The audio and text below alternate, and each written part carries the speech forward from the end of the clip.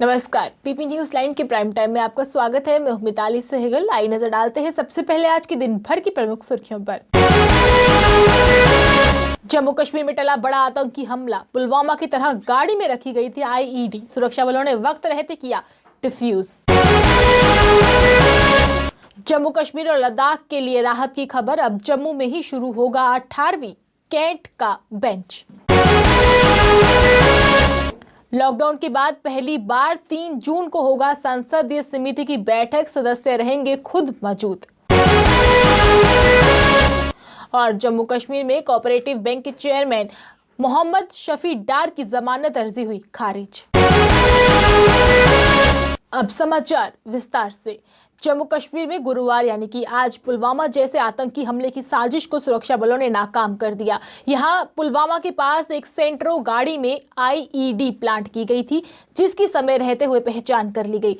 Bomb disposal squad ने वक्त रहते ही इस बम को डिफ्यूज कर दिया। अब इस मामले की जांच एनआईए करेगी। जल्द ही एनआईए इस इलाके का दौरा करेगी। पुलवामा पुलिस, सीआरपीएफ और आर्मी ने एक साथ एक्शन लेते हुए इस गाड़ी की पहचान की और इसमें रखी आईईडी के होने का पता लगाया। तभी बम डिस्पोजल स्क्वाड को बुलाया गया और अंत में इस आईईडी को ब्लास्ट के जरिए डाल दिया गया। बताया जा रहा है कि गाड़ी को एक आतंकी चला रहा था, जो शुरुआती गोलाबारी के बाद ही भाग निकला। अंधेरे में आतंकी भाग खड़ा हुआ। इस गाड़ी को पुलवामा के रजपुरा रोड के पास शादीपुरा में पकड़ा गया। वहीं इसकी जांच जारी है। यूटी, जम्मू कश्मीर और लद्दाख में एक राहत की खबर आई है। अब जम्मू में ही शुरू होगा कैट जम्मू का बेंच। वहीं कैट को लेकर बहुत दिनों से चर्चाएं चल रही थी, जिसको लेकर आज एक बार फिर से पूर्ण विराम लग गया है। पीएमओ के राज्य मंत्री डॉक्टर जितेंद्र सिंह की कोशिशों से ही आज केंद्र सरकार प्रशासनिक अधिकरण अधिनियम 1985 धारा 5 के तहत 18वें जम्मू में कैट बेंच के खुलने की घोषणा कर दी गई है। ये बेंच जम्मू कश्मीर और लद्दाख के केसेस की सुनवाई करेगा। वहीं इस बारे में पीपी न्यूज लाइन ने इसकी अधिक जानकारी लेने के लिए एडिशनल एडवोकेट जनरल असीम साहनी से बात की। वहीं उन्होंने कहा, 28 मई 2020 को एक हिस्टोरिकल डेवलपमेंट हुई है और मेरे ख्याल से गवर्नमेंट ऑफ इंडिया और स्पेशली डॉक्टर जितेंद्र सिंह जो माननीय मंत्री हैं डीओपीटी के, उन लोगों ने जम्मू कश्मीर के लोगों की और लद्दाख के लोगों की एक बहुत महत्वपूर्ण डिमांड पूरी कर दी है। जैसे कि पिछले दिनों हम लोग सब कैट को लेकर चिंतित थे कि हमारा 40,000 सर्विस मैटर हाईकोर्ट से शिफ्ट हो रहा है कैट में, और लेकिन हुआ ये था कि जब नोटिफिकेशन निकली थी तो जम्मू एंड कश्मीर और लद्दाख की यूनियन टेरिटरीज को कैट चंडीगढ़ के अंडर रखा हुआ था, जिसकी वजह से काफी सनसनाहट और काफी एक रेस्टलेसनेस शुरू हो गई थी। और उस पर हमारे माननीय chief justice Jammu Kashmir justice Geeta Mittal ने भी चिट्ठी लिखी थी माननीय मंत्री जी को, डॉक्टर जितेंद्र सिंह जी को। मुझे लगता है कि हम सब की एफर्ट्स ने रंग लाया और एक हिस्टोरिकल आज नोटिफिकेशन निकली है, जो कि नोटिफिकेशन ये कहती है कि कैट बेंच, जो कि देश का 18वां बेंच है, यानी कि देश में 17 बेंच ऑलरेडी हैं, चंडीगढ़, मदुरई, दिल्ली, ऐसे करके कई जगहों में, आज 18वां बेंच जो है वो इस्टेब्लिश हो गया है जम्मू कश्मीर में यूनियन टेरिटरी में, जो उसका नाम है कैट जम्मू। जो कैट जम्मू बेंच रहेगा, उसका कैट जम्मू का अपनी कोर्ट यानी कि कोर्ट कॉम्प्लेक्स अपना होगा, हमारे पास एक अपना एचओडी होगा, अपना रजिस्ट्रार होगा, और वो कैट बेंच जो है केटर करेगा कश्मीर डिवीजन को, जम्मू डिवीजन को और लद्दाख डिवीजन को। जो हम पहले घबरा रहे थे कि अब मुकदमे चंडीगढ़ जाएंगे, फाइलें चंडीगढ़ जाएंगी, एडमिनिस्ट्रेटिव ऑफिस चंडीगढ़ होगा, ऐसा अब सब खत्म है। हमारा कैट चंडीगढ़ के साथ अब कोई ताल्लुक वास्ता नहीं है।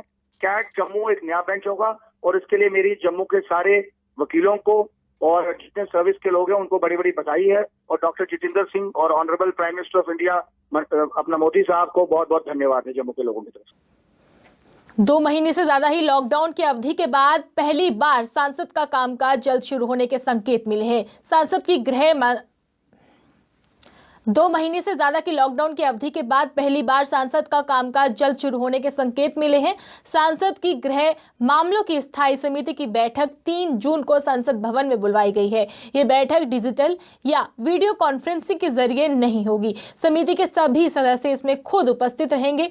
स्थायी समिति के अध्यक्ष आनंद शर्मा ने ये बैठक बुलाई है। समिति के सभी सदस्यों को तारीख, बैठक की जगह, समय और एजेंडा के बारे में संदेश भी दे दिए गए हैं।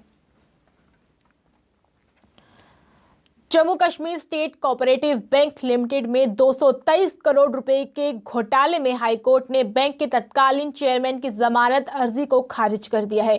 प्रदेश सरकार ने इस घोटाले का पर्दाफाश होने के बाद इसी साल 17 मई को बैंक के बोर्ड को भंग करते हुए प्रबंधन अपने हाथ में ले लिया था। इसके बाद एंटी करप्शन ब्यूरो ने तत्कालीन चेयरमैन मोहम्मद शफी डार के खिलाफ केस दर्ज किया। डार का आरोप है कि उनकी अध्यक्षता वाले बोर्ड ने हिलाल अहमद मीर की river Jhelum cooperative housing building society को 223 करोड़ रुपए के मंजूर किया है, जबकि ऐसी कोई सोसाइटी जमीन पर थी ही नहीं। सरकार ने मीर की ओर से ऋण राशि में श्रीनगर के धारबाग शिवपुरा में खरीदी गई 257 कनाल जमीन भी अटैच की है। विनायक दामोदर सावरकर की 138वीं जयंती के अवसर पर भारत रक्षा मंच जम्मू कश्मीर इकाई द्वारा सोशल डिस्टेंसिंग का पालन करते हुए उनके चित्र पर फूल मालाएं अर्पित कर उन्हें श्रद्धांजलि भेंट की। एनजीओ थर्ड आई एंटी क्राइम टीम द्वारा आज बिजनौर के केसी मोड़ वार्ड नंबर 7 और अन्य जगहों को सैनिटाइज किया गया। एंटी क्राइम के चेयरमैन श्यामलाल गुप्ता का कहना है कि जब तक कोरोना वायरस रहेगा सैनिटाइज का कार्य यूं ही जारी रहेगा। रोटरी क्लब जम्मू के गवर्नर डॉक्टर दुष्यंत चौधरी द्वारा जीएमसी जम्मू में कोविड-19 से पीड़ित पेशेंट्स के लिए 1000 बिस्लेरी पानी की बोतलें भेजी गई ताकि उन्हें पानी की समस्या से ना जूझना पड़े। कांग्रेस प्रदेश महासचिव पंडित पवन अरा ने मीडिया के जरिए से सरकार से मांग की है कि प्रवासी मजदूरों और किसानों और गरीब तबके के लोगों के अकाउंट में 10-10 हजार रुपए डाले जाएं।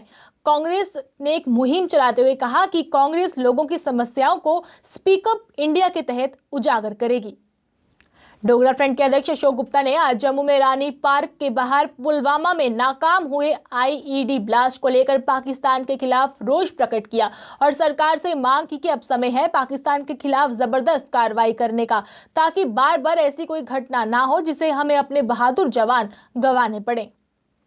सिख नौजवान सभा की तरफ से आज नानक नगर में कार्यक्रम का आयोजन किया गया, जिसमें सभा की तरफ से जम्मू में जारी लॉकडाउन और कोरोना वायरस की जंग में अहम भूमिका निभाने वाले सफाई कर्मियों, मीडिया कर्मियों व पुलिस कर्मियों को सम्मानित किया गया। डिस्ट्रिक्ट गुरुद्वारा प्रबंधक बोर्ड के अध्यक्ष टीएस वजीर भी इस मौके पर विशेष रूप से उपस्थित थे। Panel loyal district legal services authority Jammu की तरफ से महेशपुरा चौक में एक अवेयरनेस कैंप लगाया गया, जिसमें हर आने जाने वाले लोगों से अपील की गई कि वे बिना किसी मकसद के घरों से बाहर ना घूमें और मास्क लगाएं और सैनिटाइज करें। वहीं साथ में उन्हें आरोग्य सेतु ऐप के बारे में भी जागरूक किया गया।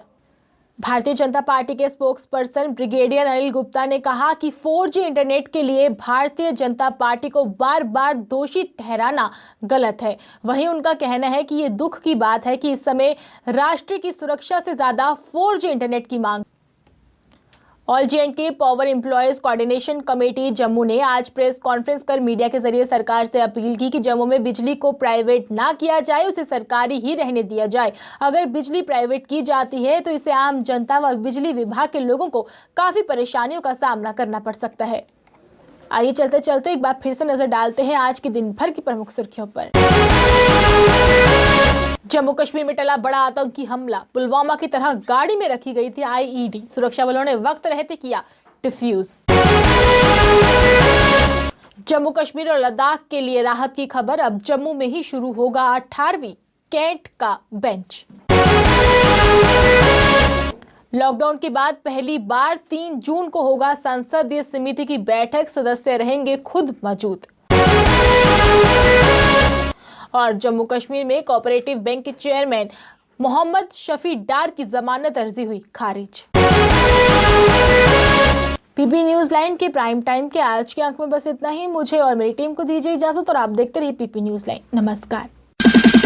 जम्मू में आई टेस्टिंग की साइंटिफिक और मॉडर्न टेक्नोलॉजी के लिए हमेशा याद रखें जेम ऑप्टिशियंस, जहां पर रखा जाता है आपकी हर जरूरत का ख्याल। Gem opticians with the facility of eye exercise, A scan, biometry, pachymetry और ऑटोमेटेड फील्ड एनालाइजर। और हाँ, हमारे यहाँ बढ़िया क्वालिटी के ब्रांडेड स्पेक्टिकल्स, सनग्लासेस और कॉन्टेक्ट लेंसेज मिलते हैं। आपका भरोसेमंद एक ही नाम, Gem opticians, Gandhinagar. Gem opticians, Nai Basti. Gem opticians, Amphalla. Gem opticians, Trikuta नगर।